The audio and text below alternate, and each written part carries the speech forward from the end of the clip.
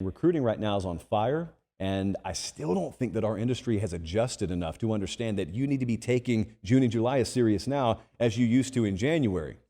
We do, though. I can't control what everyone else does. So I wanted to talk about those dudes. Clemson got verbally committed. Just a little precursor, a little note here.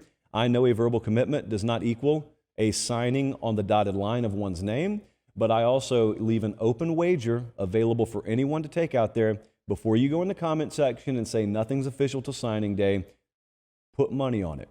You can take any class that we're talking about here, and if you don't think that 90% of the kids who are verbally committed to a class will stick, then I will match $1,000 to a charity of your choice. No one has stepped up yet. People always love to get defense mechanism minded and say, oh, that doesn't matter. Nothing ever matters. It matters a whole lot. You get verbal commitments, it matters a whole lot because the numbers say they stick. And there will be exceptions to the rule, and those will be thrown in the comment section, but don't worry about the exceptions. The rule is you're getting verbal commitments this time of year. Largely, recent history says they're going to stick. So anyway, Clemson has been bad at receiver. By their standards, they've been bad. They won national championships with racehorse receivers, and lately they have not had that. And so Dabo Swinney made a move at coordinator, offensive coordinator, but they're also making moves at that position. So since I've been down here, they've landed Sammy Brown, who's a five-star linebacker, but they also went and got two top 200 kids at receiver. One of them is Bryant Wisco, who's like a top 10 player nationally. That's a five-star from Texas. TJ Moore's a four-star wide receiver from Florida. Very competitive recruitments, okay? And those are guys that have the characteristics, at least, that they haven't had in that room. They've just had a lot of size, and it's been like 5 of the same guy. Watched them play Georgia a couple of years ago, watched them warm up, and the receiver group just all looked like the same guy. Really physically impressive. And if you line them up at outside linebacker, I'd be ready to go to war with them. Receiver, though, there was no separation, no explosivity. You've kind of watched them, so you've seen what we're talking about. They're looking to rectify that. Clemson recruiting has been on a roll lately. And that was as soon as I got off the plane down here, turned it back on. They had probably landed 2 kids just as I had been in the air. Clemson's rolling. They got a good class, looking for more. No one's class is complete right now. They got the 8th ranked class in the 24/7 Sports team recruiting rankings and an average player grade of 91.6. And that average player grade, my brother Steve Wiltfong always loves to point out as one of the key metrics there, even more so maybe than total guys taken or where you're ranked in the top 10, top 15. Southern Cal, back in the Pete Carroll era, again, for the college age crowd, let me tell you what used to happen. What used to happen is they would choose a weekend and they would just take all the kids they wanted. It's not been like that so much lately for USC. In fact, in some cases, they've had to wait for other teams to take that weekend and then take what's left over, even in their own state, which is tough. And it's not what USC was used to. So they just had a Pete Carroll kind of week, is my point there. And they took 5 commits within a 24-hour period. And everyone looked around and said, wow, is this the way it's going to be here again? Early returns say yes, at least as long as Lincoln Riley's there. They got 8 commits, number 21 class in the country. Ignore the national rankings right now. That's going to fluctuate by the hour. But they were all offensive line or defense. So it wasn't just a lot of running backs, wide receivers. They've got quarterback taken care of for like the next half millennium. But they took a kid out of Atlanta, Fountain, 6'5", 240, he's an edge. I know because I had some coaches text me when he went to USC. That was a guy that was very coveted around the Southeast and elsewhere. That was a national recruitment. And like I said at the beginning, not over. People won't stop recruiting that kid. But to land him, at least a verbal from him, was a big deal. And they've got 6 states represented so far out of those 8 commits. So you're used to talking about them as having just a need to lock down Southern California, which would be wonderful. But as we've noted many times on this program, it's not that easy. It's not paint by numbers like that. They don't produce enough line of scrimmage talent in the state of California right now. And so you could be 15 deep at each position in the wide receiver room. If you don't have time to throw, it really doesn't matter, guys. So they've kind of taken the national approach as needed. I'm in Coral Gables right now.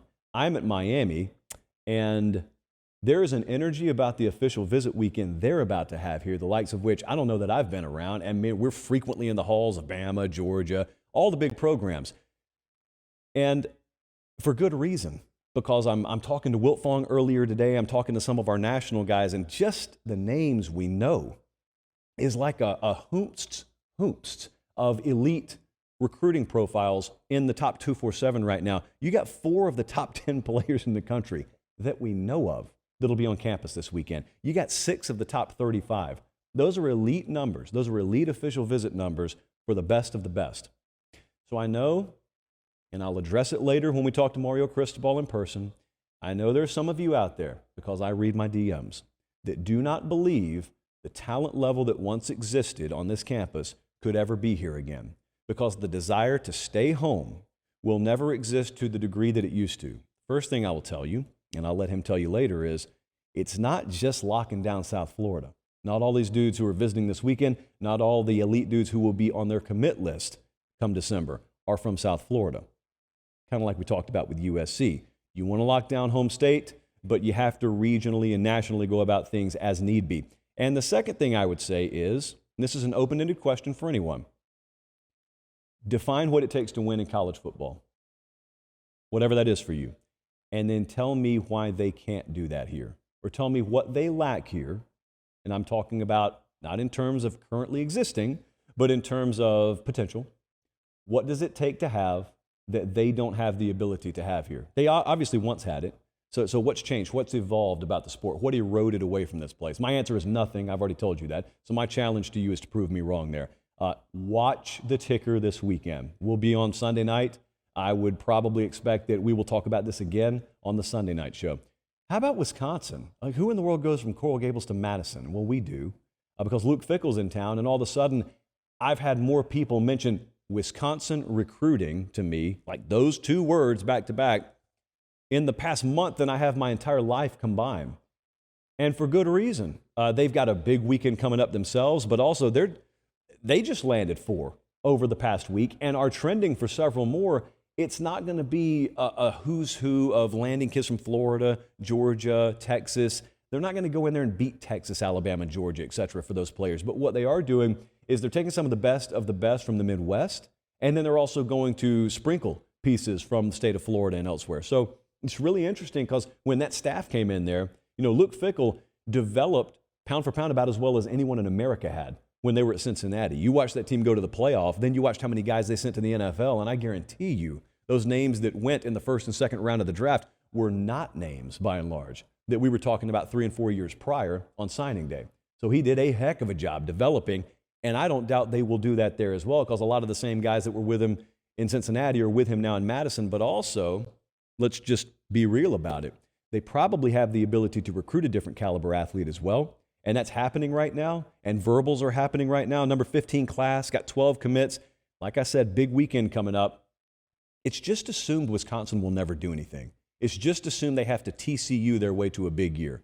And it's probably assumed TCU is better positioned than Wisconsin. I assume that.